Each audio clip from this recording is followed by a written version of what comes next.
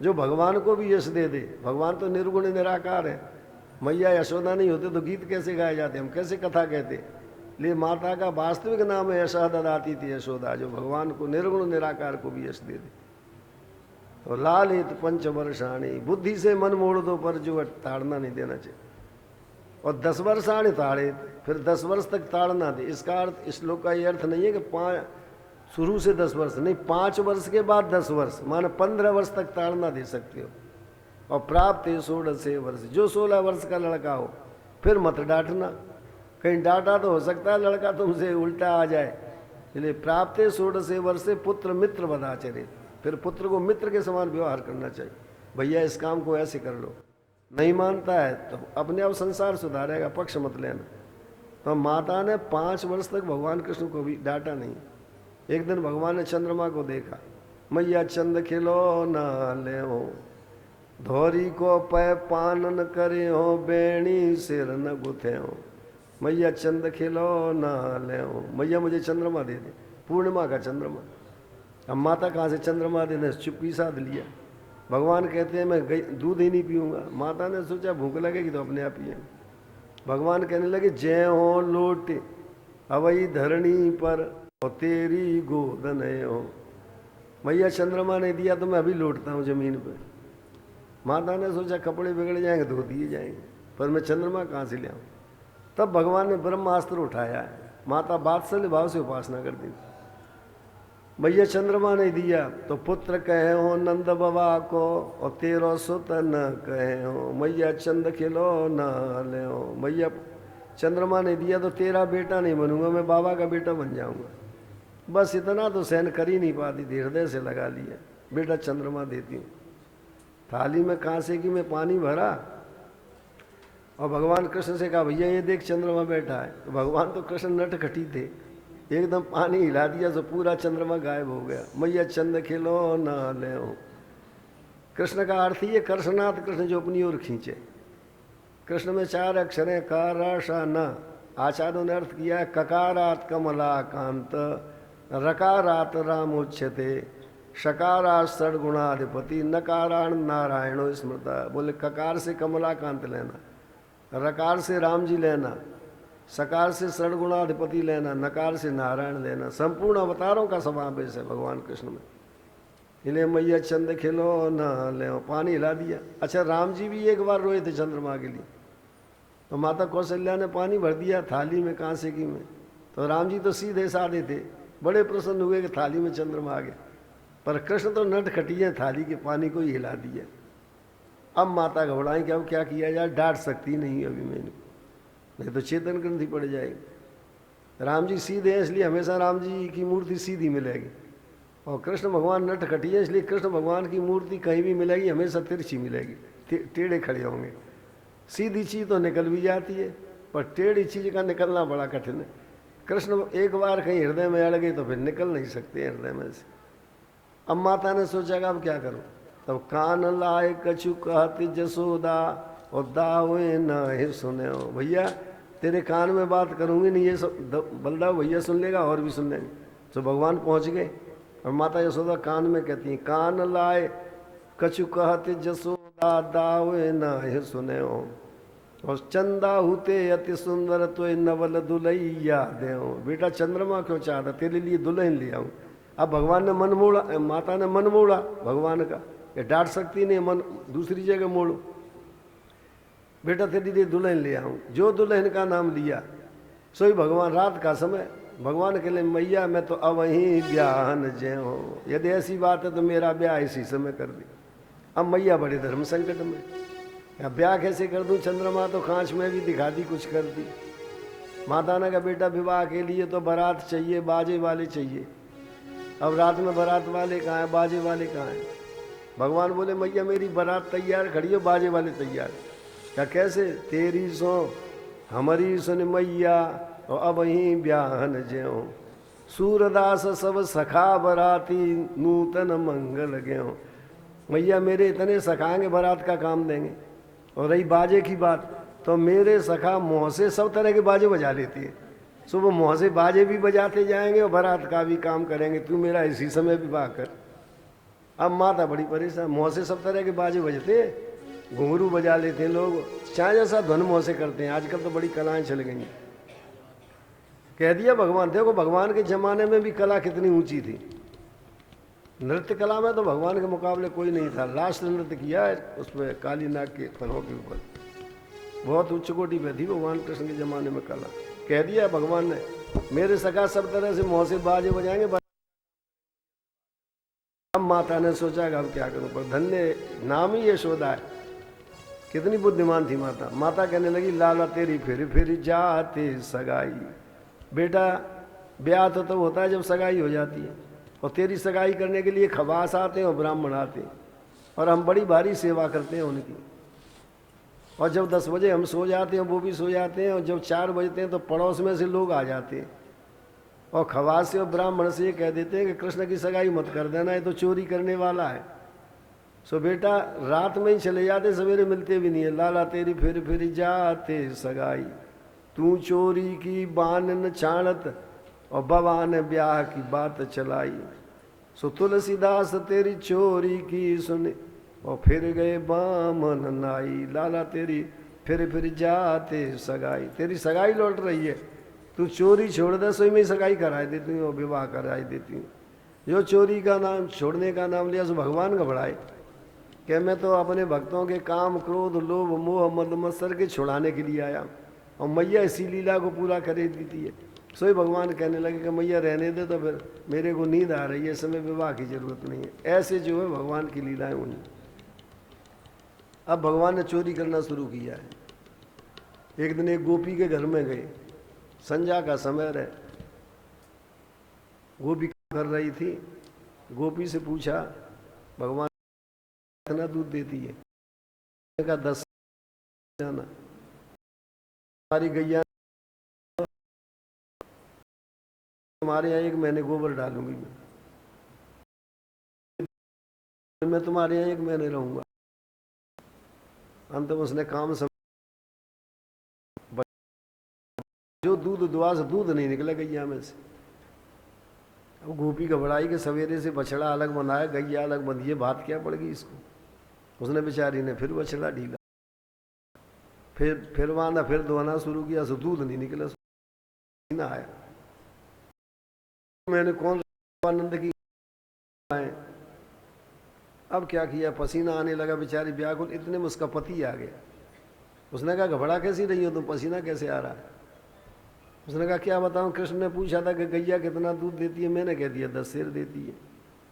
कृष्ण ने कहा कि नहीं दिया तो मैंने कह दिया गई कि मैंने गोबर डालूंगा, और दे देगी गैया दूध तो कृष्ण मेरे यहाँ रहेंगे। और न मालूम इसको क्या हो गया, सवेरे से बछड़ा बना, गैया अलग बंधी है और बिल्कुल दूध नहीं दे रही आज।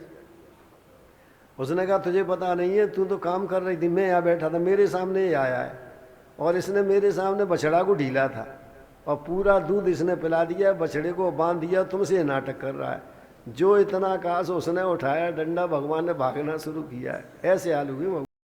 भगवान रात के 4 बजे सखाओं को लेके घूमते थे, और जो गोपी सोती मिल जाती ब्रह्म मुहूर्त में, उसको चुपचाप उसकी चुटिया बांधते थे खाट से, और ऊपर से कस देते थे। तो गोपियों ने सोना बंद कर दिया था 4 बजे से, कि कहीं कृष्ण आकर के बांध न दे। ये स्थिति हुई है ब्रज में। एक दिन एक बूढ़ी गोपी ने सब गोपियों को बुलाया, बोले कल कृष्ण मेरे घर में आ जाएंगे, तुम रात में आगे छिप जाना।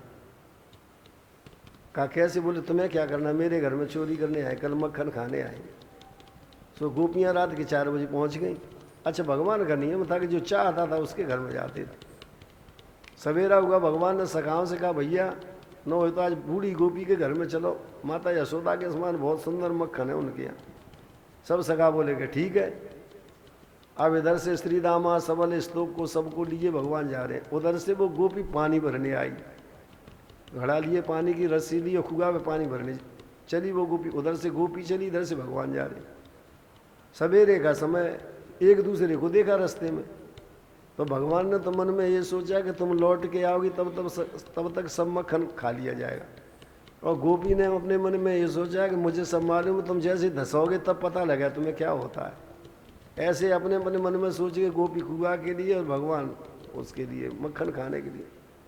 अब भगवान पहुंच गए। 2 सखाओं से कहा कि तुम दरवाजे पे खड़े रहना, और जैसे ही गोपी लौटे तैसे ही खबर कर देना। 2 सखाओं के दरवाजे पे खड़ा किया और भगवान अंदर धस गए सखाओं के साथ। उधर जो बाहर सखा खड़े थे उन्होंने सोचा कि कुआ दूर है, गोपी देर में लौटेगी, कहीं कृष्ण अकेले मक्खन न खा ले। उधर भगवान कृष्ण ने मटकी को उतारा, मक्खन चाका। पहले चाकते थे, खराब होता तो फोड़ देते थे मटकी को, अच्छा होता तो सखाओं को देते थे। सो जो बाहर जो सखा खड़े थे उनका मन लगा था कि मक्खन न पाले कृष्ण। सो ऊपरे मन से तो बाहर को देखते थे, वो सही मन से देख रहे थे। वो अंदर वो गोपी जो जा रही थी वो समझ गई कि सखा जो बाहर खड़े हैं वो सही नहीं देख रहे, सो उसने बीच में से लौटना शुरू कर दिया, वो कुआ पे नहीं गई। और जैसे ही गोपी आई, सो जो सखा खड़े थे उन्होंने देखा कि गोपी आई, सो उन्होंने तो भागना शुरू किया कि हम न पकड़ जाए। जैसे ही भागे, आवाज हुई, जो प्रकाश हुआ, भगवान कृष्ण बोले श्रीदामा सबल से, भैया सखाओं ने धोखा दे दिया, ये तो भाग गए। देखो तो क्या देखा, तो गोपी दरवाजे पे।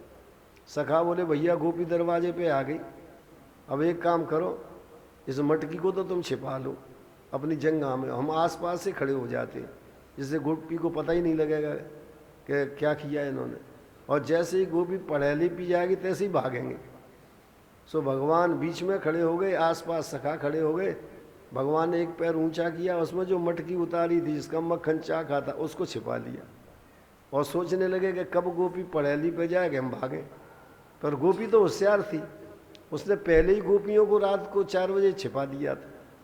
सो गोपी ने जो इशारा किया सो सब गोपियां निकल बैठी और एकदम भगवान का सखाओं सहित घेरा डाल दिया।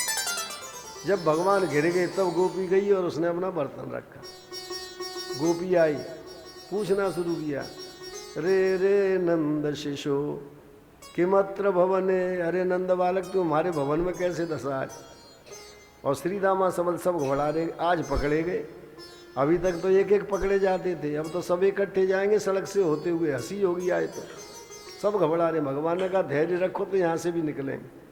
गोपी पूछ रही है, रे रे नंद शिशु किमत्र भवने, अरे नंद शिशु हमारे घर में कैसे आया भवन में। मातुर भया दागत, गोपी क्या बताऊं, आज माता यशोदा ने डर दिखाया था, मुझे डराया था। सो मैं डर के मारे सोचा कि बूढ़ी गोपी माता के साथ की है, चलो मैं उस घर में जाऊंगा, वहीं अपने को बचाऊंगा, इसलिए माता के डर से बचने के लिए यहाँ गया हूँ। अब श्रीदामा सबल घबराए कि खुद तो बचे जाते और हमको पकड़वाते। रे रे नंद शिशो किमत्र भवने मातुर भया दागत, जो इतना का मैया के डर से आया हूँ। उधर घबरा रहे थे सका, तब तक गोपी ने पूछ दिया कि ठीक है तुम माता के डर से आए, पर ए ते के ये सब के सब कैसे आए। अब श्रीदामा सब लगा तो मौसू रहा था, पर धन्य भगवान के लिए क्या उत्तर देते। ए ते के मम साक्षिणो, अरे गोपी मैं ये सोच रहा था कि तू मेरी बात को मानेगी नहीं, सो मैंने सोचा कि गवाहों को ले चलूं, सो इन गवाहों को लेके आया हूँ। ये तो गवाह देने के लिए आए, जो गवाह का नाम लिया सो श्रीदामा सबल इस तो बड़े भारी प्रसन्न कि चलो अब तो चोर ही पकड़ा जाएगा, हम तो गवाही में छूट जाएंगे। चोर खुद ही मुँह से कह रहा है और डसी इनके पास है, क्योंकि मटकी छिपी थी उसमें जंगा में, इसलिए सब सखा कह रहे हैं कि डसी इनके पास है, अकेले ये पकड़े जाएंगे और ये ही जाएंगे, क्योंकि चोरी किसी तो इन्हीं के पास है। और चोर खुद ही कह रहा है मुँह से कि ये मेरे गवाह देने के लिए आए, सो हम तो बचेंगे, हमें कोई पकड़ ही नहीं सकता। सब प्रसन्न हो रहे हैं और जोर जोर से कहना किया शुरू किया श्रीदामा ने, जिससे गोपी सुन ले, क्योंकि मटकी तो इनके पास है, अब मटकी भी पकड़ी जाना चाहिए तब ये पकड़े जाएंगे। भगवान को फंसाने के लिए सखा भी प्रयत्न करते थे, पर भगवान उनके सखाओं के प्रयत्न से भी निकल जाते थे। सो श्रीदामा जोर जोर से कहने लगे, अरे कृष्ण मटकी गिरने वाली है, थोड़ा पैर को ऊंचा करो। इतने जोर से कही जैसे गोपी सुन ले। सो गोपी ने सुन लिया, और गोपी ने जो ऊपर देखा सो मटकी नहीं रहे। ये ते के मम साक्षिणो, अब कह तो रहा ही था श्रीदामा कि पैर ऊपर को, जो पैर को देखा सो मटकी थी उसमें। ये ते के मम साक्षिणो बद सखे किंगु हितम जंघयो, अरे सखा ये तो बताओ ये जंघा में क्या छिपा लिया। सो मटकी निकल आई। अब सखा सोच रहे हैं अब तो पकड़े जाए, पर भगवान कितना सुंदर उत्तर देते हैं। चौर्यम नात्र कृता मया च सुमुखे मार जा रतो रक्षिता, हे सुमुखी मैंने चोरी नहीं की है। एक बड़ी भारी मारजार बिल्ली आई थी, वो इसको खाने वाली थी मक्खन को, मैंने सोचा मेरा नाम लगेगा, इसलिए बिल्ली से बचाने के लिए इस मटकी को जंगे में छिपाया है, और झूठ मानती हो तो गवाह साथ में लेके आया हूं, इन्हें पूछ ले। सो अब बेचारे हक्के बक्के होने लगे। श्री रामा सबल आपस में कहने लगे भैया दे दो गवाही, नहीं तो ये न मालूम कहाँ फंसा देंगे अपने को। सो सब के सब कहने लगे कि देवी बिल्कुल सही बात है, यहाँ मटकी का मक्खन खाने के लिए बिल्ली आई थी, सो कृष्ण ने बचाने के लिए मटकी को छिपा लिया है। अब गवाह ने गवाही दे दी। अब गोपी घबराई तो बड़ा संकट है। अच्छा भगवान मक्खन चाखते थे, सो मुँह से मक्खन लगा हुआ था, उसे पहुँच नहीं पाए थे भगवान। सो गोपी ने देखा मक्खन को मुँह से लगा हुआ। अच्छा मटकी को तुमने बिल्ली से बचाया, पर लग्नम किम नवनीत मत्र बदने। अरे सखा ये तो बताओ तुम्हारे बदने माने मुखे, इस मुख में मक्खन कैसे लग गया? तुमने मटकी का मक्खन खाया, सीधे तो लगाया नहीं, कैसे लग गया मक्खन? लग्नम किम नवनीत मत्र बदने। कितना सुंदर बढ़िया उत्तर देते हैं भगवान कृष्ण। बोले देवी गोपी, जब मैं घर से चला था तब मेरी मैया यशोदा का हाथ मक्खन में बिगड़ा हुआ था। सो मैया ने गुस्सा में आके मेरे मुंह में लपड़ लगाया। सो तेरे यहाँ का मक्खन नहीं है, यशोदा के यहाँ का मक्खन है, और झूठ मानती हो तो इन गवाहों को पूछ ले। ये गवाहों को साथ में लेके आया। सो सब बेचारे कहेंगे हाँ ये मक्खन वहीं का है, तेरे यहाँ। ये हाल था भगवान कृष्ण का। ऐसे चतुर थे भगवान कृष्ण। एक दिन जो है एक नई गोपी आ गई। उस गोपी को बड़ा अभिमान था। उसने कहा कि कृष्ण को आज तक नहीं पकड़ पाया चोरी करते हुए, मैं पकड़ के बताऊंगी। भगवान को पता लग गया कि नई गोपी को बहुत अभिमान है, और भगवान तो अभिमान के नाश करने के लिए आए थे। सखाओं से कहा कि भैया कल वह नई गोपी के यहाँ चलेंगे। सखा बोले भैया उसके यहाँ मत जाना, एक नई है आई है, वो उसका नाम है इस समय पकड़ने में, और दूसरी एक चक्कर हो रहा है कि उसका देवर अपने साथ रहता है, तो वो काय को उसके यहाँ का अपने यहाँ का मक्खन खाने देगा। इसलिए भैया वहाँ जाना बड़ा मुश्किल है। भगवान कृष्ण ने कहा कि देवर का ठिकाना तो मैं लगाऊंगा, वो चलेगा ही नहीं अपने साथ में, अपन चलेंगे और देवर को मैं अलग कर दूंगा। कहा तो ठीक है। सो भगवान ने उसके देवर को बुलाया और कहा कि देखो कल पता है कहाँ चलना है मक्खन खाने? बोले कहाँ? बोले माता यशोदा के यहाँ चलेंगे। तुम एक काम करना, तुम मेरे महल के पीछे छिप जाना, और मैं तुम्हें बुलाने के लिए आऊँगा, तब तुम चलना। यशोदा माता का इतना सुंदर मक्खन होता था कि लोग एक दिन पहले से भूखे रह जाते थे, जो सखा थे, कि कल मैया के यहाँ खूब मक्खन मिलेगा खाने के लिए, बढ़िया मक्खन है, सबसे अच्छा है। तो एक दिन से भूखे रहते थे पहले से। सो वो बातों में आ गया भगवान कृष्ण की, वो उस गोपी का देवर। सो पहले से ही भूखा रह गया संध्या को, उसने भोजन नहीं किया, और रात के 4 बजे आ गया महल के पीछे के आज तो माता यशोदा का मक्खन खाएं। उधर बेचारा वो देवर बैठा है भगवान के महल के पीछे, यशोदा मैया के महल के पीछे। भगवान ने सखाओं को लिया, चल दिए उस गोपी के यहाँ, जिसका वो देवर भगवान ने ठिकाने लगाया था, बिठाला था। अब गोपी के दरवाजे पे पहुंचे। अब सखाओं से भगवान ने कहा चलो कौन पहले चलेगा? सखा बोले हम नहीं पहले जाएंगे, तुम पहले जाओ। तो कहा भगवान ने कहा ठीक है। सो जो भगवान धसे, गोपी किवाड़ के पीछे खड़ी थी, सो भगवान को पकड़ लिया उसने। जो भगवान पकड़े गए सो सब सखा भाग गए वहाँ से। अब अकेले भगवान कृष्ण पकड़े गए। गोपी ने भगवान कृष्ण को लिया, बांधा, और बांध करके खम्भे से बांध दिया। बोले मैं काम समेट लूँगी तब चलूँगी तुम्हें लेकर के। उसने काम समेटा, फिर भगवान को खोला बंधन से, हाथ पकड़ा और चल दी। अब भगवान अड़े रहे हैं और गोपी जबरदस्ती घसीट रही है, और घूंघट निकाले थी, नई गोपी थी। भगवान कहे गोपी अब मैं नहीं फिर आऊँगा, मेरे को छोड़ दे, पर गोपी छोड़े नहीं। अब भगवान को घसीटते घसीटते ले आ रही है। जो महल के पास आई, देर हो गई थी क्योंकि भगवान घसीटते घसीटते आ रहे थे। उधर उस गोपी का देवर बैठा था, वो बाट चाह रहा था कि कब कृष्ण मुझे बुलाने आते हैं, कब कृष्ण आते हैं। अब कृष्ण तो इधर पकड़े गए थे, आते कहाँ से? सो वो गुस्सा हो रहा था, पहले दिन का भूखा था, भूखे मारे परेशान था। सो वो सोचा कि न मालूम कहाँ धोखा दे के चले गए किसी जगह। सो वो घर को चल दिया।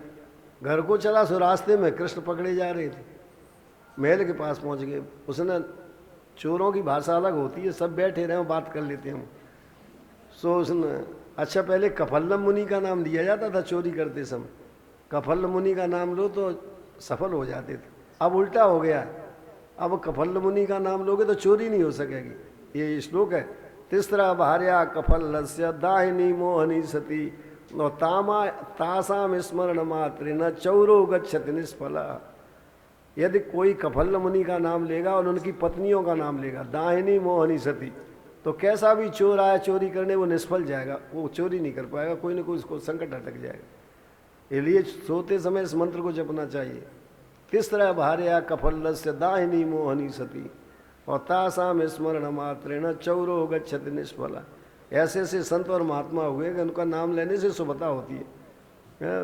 वाराणस्या दक्षिणे क्षेत्रे कुक्कुटो नाम ब्राह्मण तस्य स्मरण मात्रेण दुस्वप्न शुभदो भवेत्। यदि खराब स्वप्न हो रहा है तो कुक्कुट नाम का ब्राह्मण हुआ है, माता पिता का भक्त, उसका नाम ले लो तो दुस्वप्न जो है शुभदायक हो जाता है। वाराणस्या दक्षिणे क्षेत्र, बनारस के दक्षिण में हुआ है कुक्कुट ब्राह्मण। वाराणस्या दक्षिणे क्षेत्रे कुक्कुटो नाम ब्राह्मण तस्य स्मरण मात्रेण दुस्वप्न शुभदो भवेत्। तो ये जो पकड़ा, ये आया उधर से, इसने बात करी कृष्ण से कि तुम तो न मालूम कहाँ से पकड़ के आ रहे हो, मेरे को वहाँ बिठा रखा है, मैं सवेरे कल से भूखा हूँ। भगवान बोले कि भैया मैं तेरे बुलाने के लिए आ रहा था, और ये गोपी न मालूम कौन है, इसने मेरे को पकड़ लिया, माता ने भेज दिया, तो जबरदस्ती ले जा रही है। तू जाना चाहता है, माता के यहाँ बढ़िया मक्खन रखा हुआ है, तो तू चला जा, मैं तेरे को भेजे देता हूँ। कहा ठीक है, सो चुपचाप आ गया वो। अब भगवान बोले गोपी से कि देख गोपी, अब तू घसीट के ले तो जा ही रही है, अब मेरा हाथ तब से पकड़े, कम से कम दूसरे ही हाथ पकड़ ले मेरा, इस हाथ को तो छोड़ दे। गोपी ने सोचा कि कोमल शरीर है, कहीं कष्ट न हो जाए, इसलिए गोपी ने कहा लिया दूसरा हाथ। जो दूसरे हाथ की कहीं, भगवान ने क्या किया कि वो जो लड़का उसका देवर था उसी का हाथ लिया और पकड़वा दिया कि ले मेरा दूसरा हाथ पकड़ ले। और पहुँच के भगवान माता यशोदा के पास पहुँच गए छूट के। अब गोपी को कुछ पता नहीं, वो तो घूंघट निकाले और इठलाती जा रही है कि आज मैं बताऊंगी माता यशोदा को कि मैं तुम्हारे लड़के को पकड़ ले आई, तुम मानती नहीं हो किसी की बात, और ये रोज उपद्रव कर रहा है। और लड़के को कुछ पता नहीं है कौन पकड़ के ले जा रहा है, वो भूखे मारे परेशान है, इसलिए उसे कुछ दिखता ही नहीं है। अब गोपी जा रही है, वो भी जा रहा है कि कब पहुंचता हूँ, मैं भोजन करता हूँ वहाँ जाके। जो दरवाजे पर पहुंची और गोपी ने कहना शुरू किया, मैया तुम कहती रहती हो कि मेरा कृष्ण कहीं चोरी करने नहीं जाता है, देखो तुम्हारे कृष्ण को आज मैं पकड़ करके ले आई हूँ, इसको देख लो आकर के, रोज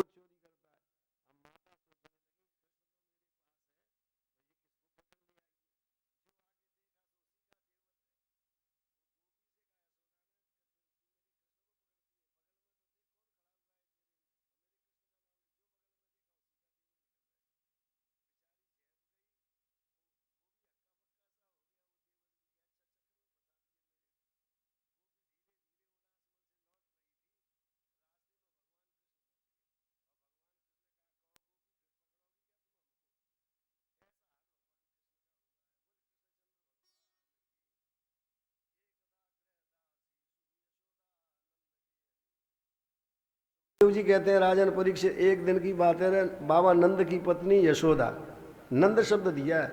अच्छा, व्यास जी की लेखनी की ये विशेषता है कि जहाँ जैसी कथा कहते हैं व्यास जी वैसा ही अक्षर शब्द देते हैं श्लोक में। नंद किसे कहते हैं? 9 लाख गायें ब्याएं तासों कहें एक नंद, ऐसे 9 नंद उपनंद हुए राय गए। जिससे 9 लाख गायें होती थी उसे नंद कहते थे अपने देश में। और भारतवर्ष में ऐसे 9 नंद थे और कई उपनंद थे। और नंद बाबा के तो ये बताया जाता है कि 1 करोड़ गायें थी। ये महाराज जी जो दंदरगुआ के बैठे वहाँ तक गायें चलने जाती थी। वहाँ गो हद एक गाँव है, उसका अर्थ करते हैं कि गायों की हद थी यहाँ पर। बरहद एक गाँव है, वहाँ बट वृक्ष था, बोले यहाँ भी गायें आती थी मथुरा से। तो बाबा नंद के बहुत गायें थी, 1 करोड़ गायें थी। और ब्रसभानु जो इनके पिता थे राशेश्वरी राधिका जी के, उनके 50 लाख गायें थी। तो यहाँ नंद शब्द दिया है कि साधारण नहीं थी यशोदा, इसलिए व्यास जी लिखते हैं कि एक अदाग्रह दास शिशु यशोदा नंद गे हनी। एक दिन की बात है, माता यशोदा बाबा नंद की पत्नी घर की दासियों को काम पे लगा करके कर्मांतर नियुक्तासु निर्ममंथम स्वयं दधी, और स्वयं भगवान कृष्ण के लिए दही मथने लगी। कई दासियां थी यशोदा जी के, पर स्वयं हाथ से काम करती थी कृष्ण के लिए। घर वालों के लिए जितना अपने हाथ से काम करेंगे हम, उतना उनको लाभ होगा। हमेशा एक बार पूछा था द्रौपदी से रुक्मिणी जी ने कि हम 16,108 हैं, अब भगवान कृष्ण आज तक बस में नहीं हुए, तो तुम्हारे 5 पति हैं, बस में कैसे हो गए? तो द्रौपदी जी ने कहा कि मैं अपने पतियों का काम स्वयं हाथ से करती हूँ, उनके अस्त्र शस्त्रों को संभालती हूँ, उनके वस्त्रों को धोती हूँ, और मेरे यहाँ 1 लाख दासियाँ, उन्हें मैं सूर्योदय के पहले ही काम सौंप देती हूँ, पर उनका काम मैं हाथ से करती हूँ। और जब हाथ से काम करती हूँ तो उनका हित चिंतन करती हूँ। हित चिंतन करती हैं तो जब उस काम का वो उपभोग करते हैं तो वो मेरा हित चाहते हैं। ये नियम है, सिद्धांत है मनोवैज्ञानिक। आप काम करते समय जैसा विचार करेंगे वैसा ही उस काम का जो उपभोग करेगा उस पर असर हो जाता है। ले माता ने सोचा, यशोदा ने, कि कहीं किसी और दास इत्यादि ने कहीं मंथन किया और खराब विचार आए तो कृष्ण पे असर खराब हो जाएगा, इसलिए स्वयं अपने हाथ से दही मथती थी। हमेशा करोड़पति हो जाओ लखपति, फिर भी अपने हाथ से घर वालों को काम करना चाहिए। भावना बहुत अच्छी होना चाहिए। नौकर लगा लोगे तुम रोटी बनाने वाला, तो नौकर यही सोचेगा कि एक दो आदमी बीमार बने रहे इस घर में तो अच्छा है, मुझे उतना ही भोजन बनाना पड़ेगा, पैसे भी इतने मिलने वाले। तो ऐसे भावनाएं खराब नहीं होना चाहिए। तो माता स्वयं हाथ से दही मथती थी। कर्मांतर नियुक्त आंसू निर्ममंथम स्वयं दधी। अच्छा, किस समय मथती नहीं? ठीक 4 बजे रात के। और ये नहीं कि वैसे ही पहुंच जाए मथने के लिए। क्षोम अम्बासा प्रथुकट तटे बिभ्रती सूत्र नदम। पहले मैया स्नान करती थी, फिर क्षोमा ने रेशमी वस्त्र पहनती थी, फूलों को माँ अपने केस में गूंथती थी, पवित्र होकर फिर दही मथती थी। तो 4 बजे का समय, शरीर से दही मथ नहीं है भगवान के लिए, मुँह से भगवान के गीत गाती थी और मन से भगवान का स्मरण करती थी। कृष्ण कहीं जग नहीं जाए। कृष्ण को पलंग पर सुलाए आती थी। सो जैसे ही ब्रह्म मुहूर्त में तन से, मन से, वचन से जो भजन हुआ भगवान का, क्योंकि शरीर से भगवान को दही मत रही है, मन से भगवान का स्मरण करें, मुँह से गीत गा रही, तन से, मन से, वचन से जो भजन हुआ उससे भगवान एकदम चौंकते थे और चौंक के नीचे उतर आए उससे, पलंग से। और जहाँ मैया दही मत रही थी वहाँ पहुँच जाते। गृहीत्वा दधिमंथानम निषेधत प्रीतिमावन। और जबरदस्ती पकड़ लेते कि मैया अब तू मत है मत, मुझे गोद में ले ले, मुझे दूध पिला दे। ये बता रहे हैं कि भगवान सहन नहीं कर पाते थे माता की तपस्या को ब्रह्म मुहूर्त में। और माता फिर भी नहीं छोड़, फिर भी भगवान नहीं मानते थे, तब वस्त्र पकड़ लेते थे, माता मथना बंद कर देती थी। सो माता ने भगवान कृष्ण को दिया, गोद में रखा और बैठ गई दूध पिलाने के लिए। अब देखो दूध कैसे पिला रही हैं। तमंक मारूढ़ आसन लगाया मैया ने और मुख में स्तन दे दिया। सस्मित मीक्षति मुखम, और प्रसन्न चित्त से मुँह देखती हुई प्रसन्न हंसती हुई दूध पिला रही। दूध पिलाते समय माता का जैसा विचार होगा बच्चे पे वैसे ही असर हो जाता है, इसलिए हमेशा प्रसन्न चित्त होकर पिलाना चाहिए, उदासी में नहीं पिलाना चाहिए। और बैठ के ही पिलाना चाहिए। लेटे लेटे दूध यदि पिलाओगे तो हो सकता है उसका मुँह नाक मांसपेशी से बंद हो जाए, मुँह तो उसका स्तन से बंद रहता है। तो सस्मित मीक्षति मुखम। अब दूध तप रहा था। भगवान कृष्ण जो दूध पीते थे वो पद्मगंधा गाय का दूध पीते थे। बाबा नंद के यहाँ जो 1 करोड़ गायें थी उनमें छठी हुई 1000 गायें थी। उन छठी हुई 1000 गायों के दूध ही दूध से पद्मगंधा गाय पाली गई थी। पद्मगंधा गाय को घास नहीं दिया जाता, वो दूध ही दूध पीती थी। इसलिए भगवान दूध नहीं पीते थे, दूध का सार पीते थे। इसलिए तो ऐसे बलशाली हो गए थे कि सर्वोपनिषदो गावो दुग्धा गोपाल नंदना पार्थो वत्सा सुधीर भोक्ता दुग्धं गीता अमृतम महत। भगवान ने गीता रूपी अमृत दो दिया था, जो कि द्वापर तक किसी ने दोहा नहीं था। ऐसे बलशाली भगवान हुए।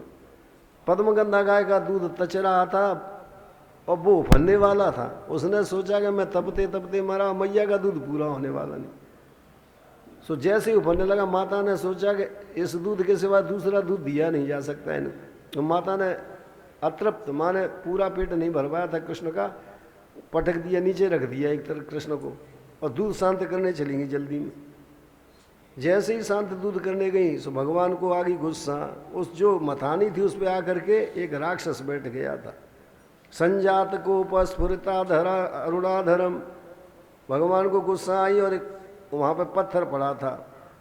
संदस्य दधभिर दधि मंथ भाजनम। सो दही के मंथन का जो भाजन था, पात्र था, उसको भगवान ने फोड़ दिया और भगवान अंदर धस गए और जाके मैया का जो बढ़िया मक्खन था उसको उलू खल पे खड़े होके उतार दिया और उतार करके बंदरों को बांटने लगे। ये बंदर जो थे, इन्होंने रामावतार में युद्ध करते समय सूखे पत्ते खाए थे, लता वृक्ष आदि इत्यादि के, और ऐसे उन्होंने युद्ध किया। भगवान ने सोचा इन्होंने बड़ी मेहनत करी है, इस अवतार में खूब इनको मक्खन खवाऊंगा। तो बंदरों को बहुत मक्खन खवाते थे। त्रेता में बंदर भये, द्वापर में भये ग्वाल। ये बंदर कौन थे? देवता थे, और वही देवता द्वापर में ग्वाल बने। त्रेता में बंदर भये, और द्वापुर में भये ग्वाल, और कल युग में साधु हुए, सो तिलक छाप और रुमाल। वे देवता साधु बन के घूम रहे, ये महात्मा बन के यज्ञ कराते रहते, सब कर रहे। सो भगवान बंदरों को मक्खन खवाते थे। माता जो आई देखें तो घर में ही उपद्रव। माता ने उठाई छड़ी, भगवान ने भागना शुरू किया। आगे आगे भगवान, पीछे पीछे माता। दुरापमप योग नाम, जो योगियों को पकड़ में नहीं आते। मृत्यु धावती पंचमा, जिनके डर के मारे मौत भागती है। महाकाल कर काल, जो काल का काल है, आज वो महाकाल कर काल मैया के डर से भाग रहे। अब माता तो थकने लगी, उनके फूल गिरने लगे, और माता हाथ में छड़ी लिए थी। उधर भगवान ने सोचा मैया थक रही है, मैं धीमा हो जाऊं, जिससे पकड़ में आ जाऊं। उधर माता सोचने लगी कि कृष्ण नहीं थक जाए कहीं, इस छड़ी से तो नहीं डरते। उस माता ने छड़ी को फेंक दिया, और जो भगवान की तरफ चली, तो भगवान तो पहले ही सोच रहे थे मैया थकी जाती है, भगवान धीमे पड़ गए। मैया ने पकड़ लिया और बांधना शुरू किया। इस कथा से बताया गया है कि जब छड़ी को फेंक दोगे और भगवान की तरफ दृष्टि रखोगे तो भगवान पकड़ में आएंगे। यदि छड़ी हाथ में रहेगी तो भगवान पकड़ में नहीं आएगी। छड़ी माने जड़, जड़ माने शरीर। इस शरीर से मोह छोड़ दोगे, शरीर के संबंधियों से मोह छोड़ दोगे, भगवान की तरफ दृष्टि रखोगे तो भगवान पकड़ में आ जाएंगे। इसलिए मोह तो छोड़ना ही पड़ेगा। भगवान पकड़ में आ गए, अब रस्सी से बांधना शुरू किया। 2 अंगुलम नम भूतेन संददे अन्य गोपेगा। 2 अंगुल रस्सी छोटी पड़ गई, और रस्सियाँ आई वो भी 2 ही अंगुल छोटी। अब सब गोपियाँ हंसने लगेंगे, आज तो माता बेटा में ही ठनी हुई है, आज बेटा को बांध ही नहीं पा रही है, 2 अंगुल रस्सी छोटी हो जाती। ये 2 अंगुल रस्सी छोटी क्यों हुई थी? रामचरितमानस में भी ये प्रसंग आया हुआ है। काकभूषुंड जी कहते हैं कि जब मैं उड़ा, भगवान ने मुझे पकड़ने की कोशिश की, तो मैं उड़ा यहाँ से, 7 आवरण भेद कर, तो मैंने 7 आवरण पार किए थे उस समय। तो जब मैं उड़ा हूँ वहाँ पर, तो राम भुजा का और मेरा भी 2 ही अंगुल का दाव था। राम मुझे ये 2 आए वहाँ का, ऐसे ही यहाँ 2 अंगुल का दाव रह गया है। ब्रह्मलोक लग गए हूँ मैं, काकभूषुंड कहते हैं, मैं ब्रह्मलोक तक गया था 7 आवरण पार करके, भगवान की भुजा के डर से। ब्रह्मलोक में गए हूँ मैं, चितयु पाछ उड़ात, और जब पीछे देखता था, ब्रह्मलोक लग गए हूँ मैं, चितयु पाछ उड़ात, तो जुग अंगुल कर भेद मोय, राम भुजय मोय तात। तो केवल 2 ही अंगुल का दाव था मेरे और राम जी की भुजा में। तो ये 2 अंगुल का ही रस्सी यहाँ छोटी पड़ रही। ये बताया गया है कि रजोगुण से तमोगुण से भगवान का स्मरण नहीं होता है, सतोगुण से भगवान का स्मरण होता है। अथवा नाम और रूप, ये दोनों माया की चीजें, भगवान तो सच्चिदानंद स्वरूप में। अंत में माता थकने लगी, भगवान बंधन में आएंगे। उलूखल से भगवान को बांध दिया, माता काम में लग गई। उलूखल को भगवान ने घसीटना शुरू किया। यमलार्जुन के 2 पेड़ खड़े हुए थे। ये नारद जी के हिसाब से कुबेर के लड़के थे, नलकूबर और मणिग्रीव। ये दोनों के दोनों पेड़ बन गए थे, भगवान बीच में से निकले उनके पेड़ों के में से। ये वृक्ष भी तो देवता आकर के बन जाते हैं सांप से, इसलिए हमने बताया था कि ये जो पीपल है वो कल्प वृक्ष का अवतार है। आप पीपल की सेवा करिए। पितृदोष यदि आपके यहाँ तो पीपल की परिक्रमा करिए 108 रोजाना, और प्रार्थना करिए कि मेरे पुत्र दोष को नाश करिए, तो निश्चित पितृदोष नष्ट हो जाता है। ये छोटी छोटी दवा है, पर हमको बिना इंजेक्शन के काम ही नहीं चल रहा है। इंजेक्शन लगे तो सही है, और वैसे छोटी दवा काम नहीं देगी। ये पितृदोष शांत होता है इससे। पीपल तो महान वृक्ष है। पीपल के पत्ते 1000 अस्पताल खोलने का जो फल है, वो एक पीपल के वृक्ष के लगाने का फल है। 1000 अस्पताल जितने मरीजों को अच्छा करते हैं, पीपल का वृक्ष उतने मरीजों को नहीं होने देता। रात दिन इसमें से ऑक्सीजन निकलती है पीपल के अंदर से। कोई पीपल के वृक्ष को लगा दे तो उसकी कई पीढ़ी तर जाती हैं। उसको नया लगाना चाहिए, जिससे उसकी गूलरें आएंगी तो क्वार के महीने में सैकड़ों पक्षी खाएंगे, पुण्य होता रहेगा। गायें पशु इत्यादि उसके नीचे बैठेंगे। कभी बन जाए तो जरूर पीपल का वृक्ष किसी युक्ति से लगा देना चाहिए, बहुत लाभ होता है। पितर तो प्रसन्न ही हो जाते हैं उससे। यमुनार्जुन के बीच से निकले, भगवान सोचे कि नलकूबर मणिग्रीव में इनका उद्धार करना। उलूखल तीर चाड़ गया। लड़कों ने बहुत कहा भैया कृष्ण मत निकलो, तुम्हारे लग जाए, पर भगवान नहीं माने। जैसे ही शक्ति लगाई, दोनों वृक्ष गिर गए। दोनों देवता निकले, भगवान की स्तुति करके धाम को चले गए। भगवान ने ये बताया कि मैं तो आज उद्धार करता हूँ सो करता हूँ। यदि मेरे से संबंध किसी तिर्यक प्राणी का हो जाता तो वो भी उद्धार कर सकता है। तो किसी पशु पक्षी इत्यादि में गुण दिखाई दे भक्त के, उसकी भी सेवा करो तो उससे भी लाभ होगा। माता यशोदा बाबा नंद आगे हृदय से लगाया। बच्चों ने कहा इसने उल्लू फल को गिरा दिया, किसी को विश्वास नहीं, छोटा बच्चा कैसे गिराएगा। अंत में बाबा ने इकट्ठे किए सब गोपों को और कहा कि मुझसे जो है वसुदेव ने कहा था संत्युत्पाता से गोकुल में उपद्रव होने वाले हैं, इसलिए अब इसको छोड़ो गोकुल को, यहाँ तो रोज़ परेशानी आ रही है, वृंदावन के लिए चला जाए। तब सब लोग वृंदावन को चल दिए। रात में रास्ते में सोए तो भगवान ने विश्वकर्मा को बुलाया है और विश्वकर्मा को आदेश दिया कि मेरी गोकुल की लीला पूरी हो गई, अब वृंदावन की लीला चालू होगी, तुम जाके दिव्य वृंदावन की रचना करो। तब विश्वकर्मा ने 3.5 करोड़ मजदूर लिए और रात ही रात में दिव्य वृंदावन की रचना करी। अब भगवान वृंदावन में पहुंच गए, बछड़े और गायें चलाएंगे।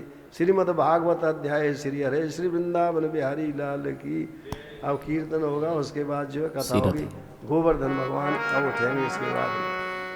बोलिए वहां के बिहारी लाल की। आधी घंटे के बाद उठ गए भगवान गोवर्धन। बार बार मैया के पास शिकायत आ रही है कन्हैया की। मैया कन्हैया से पूछती हैं लाला क्या तूने चोरी की? तो कृष्ण कहते मां इनको पतियारो करे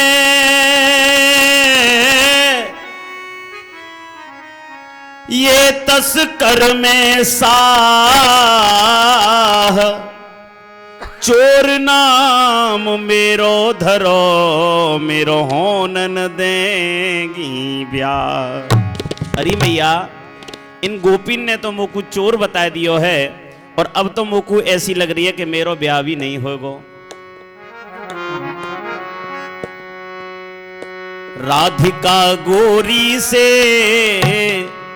बिरज की छोरी से और मैया कराए दे मेरो ब्याह। राधिका गोरी से बिरज की छोरी से मैया कराए दे मेरो ब्याह। राधिका गोरी से बिरज की छोरी से मैया कराए दे मेरो ब्याह। राधिका गोरी से बिरज की छोरी से मैया कराए दे मेरो ब्याह। राधिका गोरी से बिरज की छोरी से मैया कराए दे मेरो ब्याह। अरे ये बंधन है प्रेम का, अरे ये बंधन है प्रेम का। राधिका गोरी से बिरज की छोरी से मैया कराए दे मेरो ब्याह।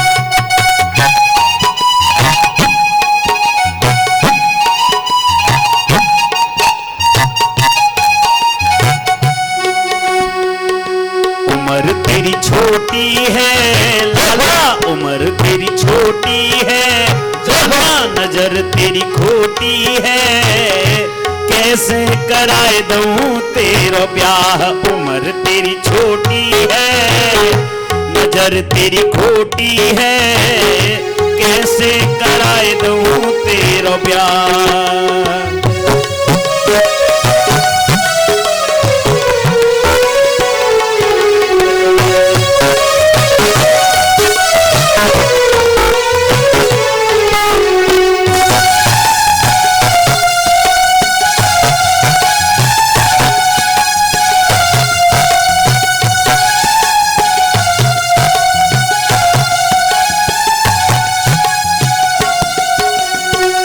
राधिका गोरी से बिरज की छोरी से मैया कराए दे मेरो ब्याह। राधिका गोरी से बिरज की छोरी से मैया कराए दे मेरो ब्याह।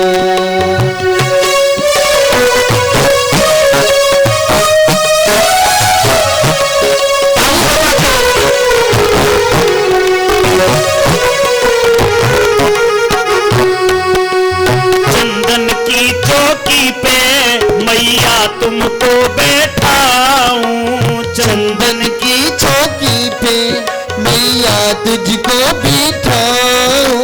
चंदन की चौकी पे मैया तुझको बिठाऊं। चंदन की चौकी पे मैया तुझको बिठाऊं। अपनी राधा गोरी से चरण तेरे दबवाऊं। अपनी राधा गोरी से चरण तेरे दबवाऊं। भोजन में बनवाऊंगा 56 प्रकार के राधिका गोरी से। ब्रज की छोरी से मैया राधिका गोरी से। ब्रज की छोरी से मैया कराए दे मेरो प्यार राधिका गोरी से ब्रज की छोरी से मैया करा दे मेरो प्यार।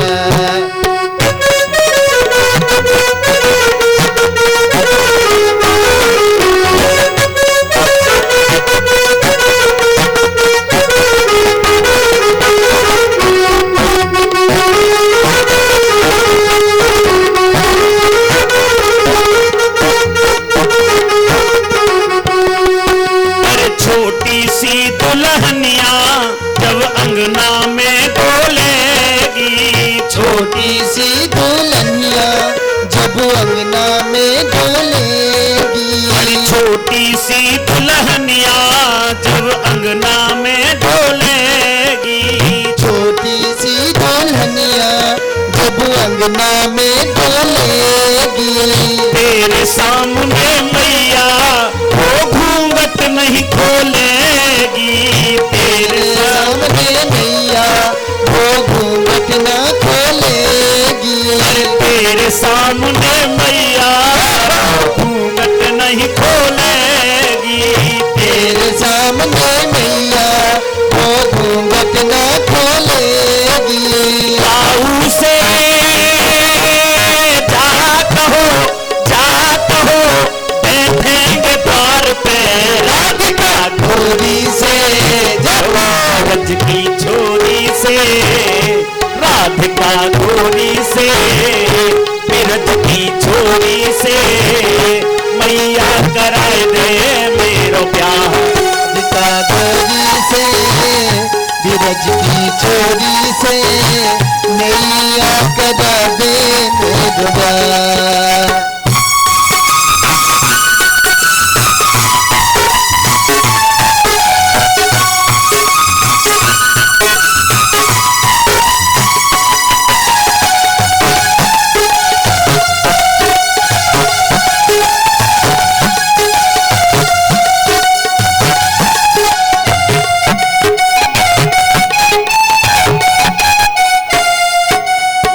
नहीं ब्याह करावे तेरी गैया नाही चराऊं।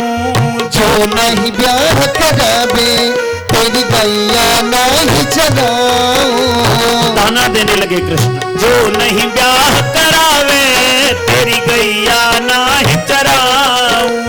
जो नहीं ब्याह करावे तेरी गैया नहीं चराऊं।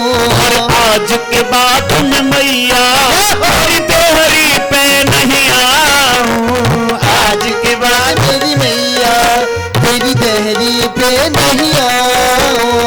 आएगा रे मजा अब जीत हार का राधिका गोरी से। ब्रज की छोरी से मैया कराए दे मेरो प्यार राधिका गोरी से। ब्रज की छोरी से मैया कराए दे मेरो प्यार। अरे ये बंधन है प्रेम का। अरे ये बंधन है प्रेम का। उम्र तेरी छोटी है नजर तेरी खोटी है।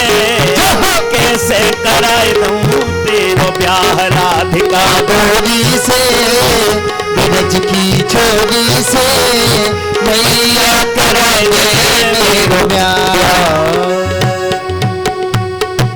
अरे तू ही काहू दिन अरे तोहे काहू दिन हाथ लगाए दूंगी मत फोरे दध की मटकी लाला तोहे काहू दिन हाथ लगाए दूंगी मत फोड़े दही की मटकी लाला तोहे काहू दिन हाथ लगाए दूंगी मत फोरे दही की मटकी काहू दिन हाथ लगाए दूंगी मत फोड़े दही की मटकी मत फोरे दध की मटकी अरे फोरे दध की मटकी मत फोड़े दध की मटकी मत फोड़े दध की मटकी लाला तोहे काहू दिन हाथ लगाए दूंगी मत फोरे दधी की मटकी लाला तोहे काहू दिन हाथ लगाए दूंगी मत फोड़े दही की मटकी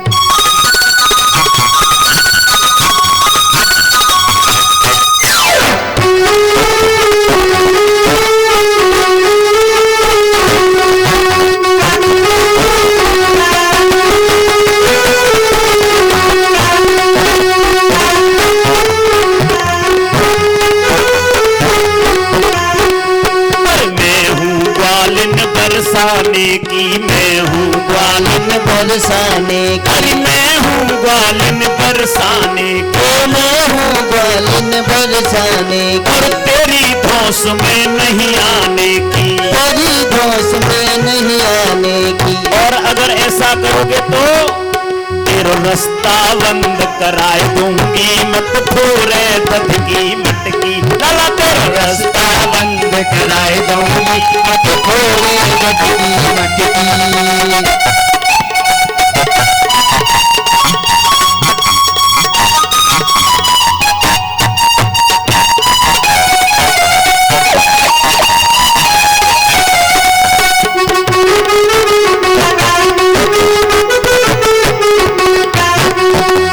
भयो अनोखो तू उत्पाती भयो अनोखो न पाती नेक शर्म नहीं तो आती नेक शर्म नहीं तो कुआती अरे नेक शर्म नहीं तो आती नेक शर्म नहीं तो कुआती तेरी कंस पे तेरी कंस पे तेरी कंस पे खबर कराए दूंगी मत फोरे दध की मटकी लाई दिन हाथ लगाए दूंगी मत फोड़े दध की मटकी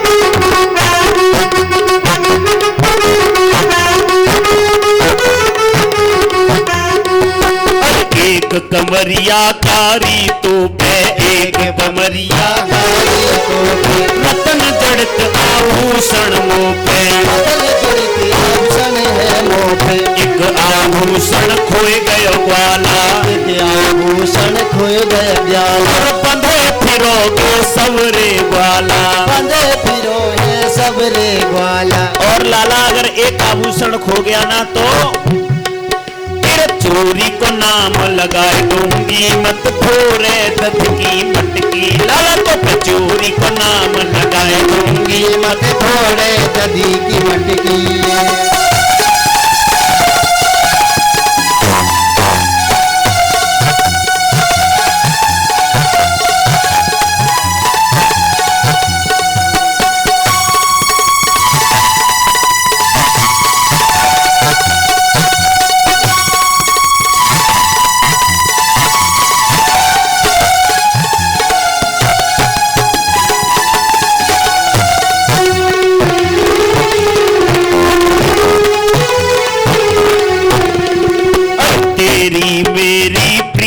पुरानी तेरी मेरी प्रीत पुरानी तेरी मेरी प्रीत पुरानी तेरी मेरी प्रीत पुरानी और तुमने मोहन नहीं पहचानी तुमने मोहन नहीं पहचानी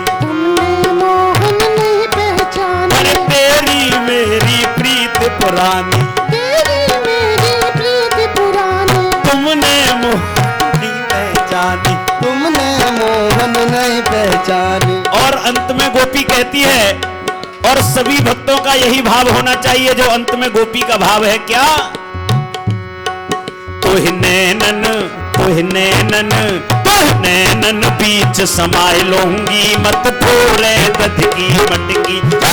नैनन बीच समाये लूंगी, मत फोड़े दध की मटकी। लाला तो नैनन बीच समाये लूंगी, मत फोड़े दध की मटकी। लाला तो नैनन बीच समाये लूंगी, मत फोड़े दध की मटकी। लाला तो काहू दिन हाथ लगाए दूंगी, मत फोड़े दध की मटकी। बोले कृष्ण कन्हैया लाल की जय। माखन चोर भगवान की जय। सभी अपना अपना स्थान ग्रहण करें।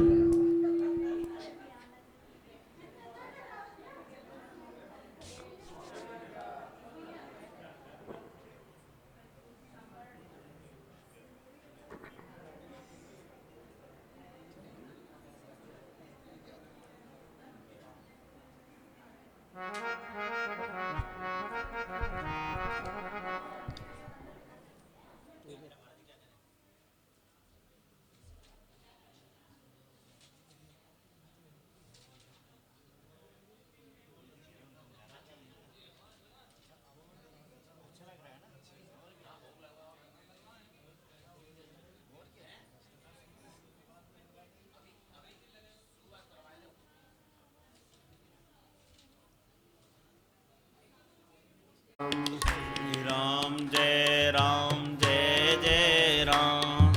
श्री राम जय जय राम। हरि श्री राम जय जय राम। श्री राम जय जय राम। श्री राम जय जय राम। राम कृष्ण भगवान की जय। शंख चक्रम सकिरीटकुंडलम सपीत वस्त्रम सरसीरुहेक्षणम सहार वक्षस्थल कौस्तुभश्रियम नमामि विष्णुं शिरसा चतुर्भुजम् अतुलितबलधामं हेमशैलाभदेहम् धनुजवन कृशानं ज्ञानिनामग्रगण्यं सकलगुणनिधानं वानराणामधीशं रघुपतिप्रियभक्तं वातजातं नमामि। नारायणं नमस्कृत्य नरं चैव नरोत्तमं देवीं सरस्वतीं व्यासं ततो जयमुदीरयेत्।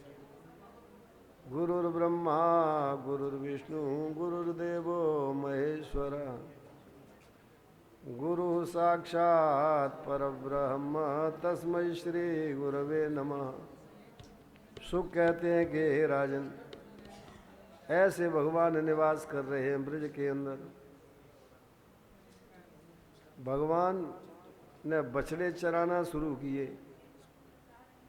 एक दिन बकासुर आ गया बगुले का रूप बना के, भगवान ने उसे मार डाला।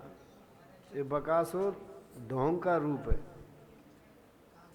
बगुला खड़ा रहता है, आंखें बंद की, मछली आती है खा लेता है। ये बकासुर के चोंच के दो हिस्से थे, दोनों हिस्सों को पकड़ के भगवान ने बकासुर को चीर दिया है। आदमी दो बातों पे ढोंग करता है, कि पैसे के चक्कर में ढोंग करता है, कि प्रतिष्ठा के चक्कर में ढोंग करता है। यही चोंच के दो हिस्से।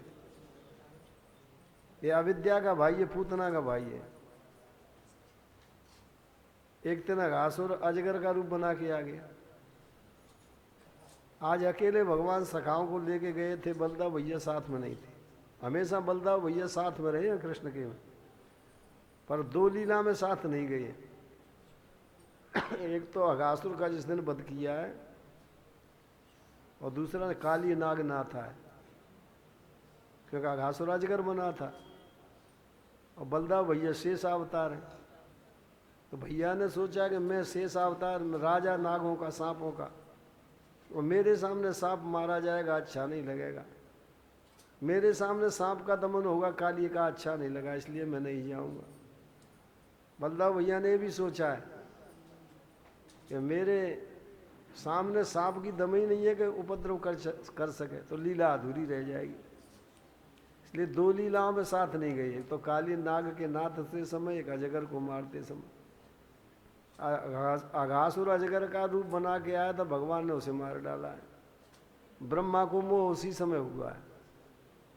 बछड़े और बालकों को चुरा के ब्रह्मा ने गुफा में बंद कर दिया कि ये कैसे कृष्ण झूठा खाते हैं। भगवान ने उतने ही रूप बना लिए, वैसे ही बछड़े बन गई। अब कोई भगवान के अवतारों को क्या गिनेगा। बछड़ा जिस चीज़ को पहने था वैसा ही चीज़ें बने भगवान, तो कितने रूप बनाए होंगे। हजारों की संख्या में बछड़े, हजारों तो बछड़े बने भगवान, हजारों की संख्या में गोप बाल, उतने रूप बनाए। फिर कोई कंठी पहने था, कोई कैसी कुछ चीज़, वो भी रूप भगवान ही बने। अनंत अवतार हो गए भगवान के यहाँ पर। अंत में 1 वर्ष के बाद ब्रह्मा का मोह दूर हुआ है। ब्रह्मा को भगवान ने ये बताया कि तुम तो पंचतत्व से सृष्टि करते हो, और मैं तो अपने में ही सृष्टि कर लेता हूँ। जो जिस विषय का ज्ञाता होता है उसको उसी विषय में मात देना ठीक माना जाता है। सृष्टि करता है भगवान ने, सृष्टि करके पराजित कर दिया है ब्रह्मा को। ब्रह्मा ने बड़ी भारी स्तुति है ते करी है। 9 मिनट ते बप से तड़दम्बर आए। ये पशुपांग जाय का बड़ा भारी अर्थ किया विद्वानों ने, बाबा नंद इत्यादि का अर्थ किए। उसी साल जो है सांडिल ने कह दिया कि इस साल विवाह की बहुत बढ़िया मुहूर्त है। तो जितने विवाह हुए सब भगवान के साथ ही हुए, क्योंकि भगवान ही को बालक बने हुए थे। ऐसे कथा में जितने अंदर धसोगे उतना रहस्य निकलता रहता है। अब भगवान थोड़े बड़े हुए तो गाय चराना शुरू किया। भगवान कृष्ण ने जैसी गायें चराई हैं तैसी आज तक किसी ने चराई नहीं। रामावतार में ब्राह्मणों की खूब सेवा करी थी, पर राजपुत्र थे, गायों के पास जा ही नहीं सकते थे। अब की तो गोपाल ही बन के आए हैं गायों की सेवा के लिए। भगवान 10 वर्ष वृंदावन में रहे, 15 वर्ष भगवान मथुरा में रहे, और 100 वर्ष द्वारिका में रहे। तो भगवान जब तक वृंदावन में रहे 4 नियम थे भगवान के। एक तो भगवान ने कभी केस नहीं कटाए, एक भगवान ने कभी सिले वस्त्र नहीं पहने वृंदावन में, दूसरा भगवान ने कभी शस्त्र हाथ में नहीं दिया है जब तक वृंदावन में रहे। जितने आते थे सबको पहलवानी से मारते थे, हाथों से मारते थे। और चौथे भगवान ने जब तक वृंदावन में रहे तब तक जूते नहीं कभी पहने। माता यशोदा ने कहा बेटा तुम गायें चराने जाते हो जूते पहन के जाया करो। मैया मेरी इष्ट देवता जब गायें जूते नहीं पहनती मैं कैसे पहन लूँगा, उनको पहनाओ जूते मैं पहन लूँगा। तो कभी जूते नहीं पहने भगवान, ऐसे गायें चराई। आज तक किसी ने ऐसी गाय नहीं चलाई। भगवान ने जाकर के रास बासुर का वध किया है, जो गधे का रूप बना के रहता था, इसको धेनुकासुर कहते थे। भगवान ने काली नाग को नाथा है। काली नाग के 1 से 1 फन थे, और भगवान पे आक्रमण किया तो भगवान उछल के फन पे कूद गए।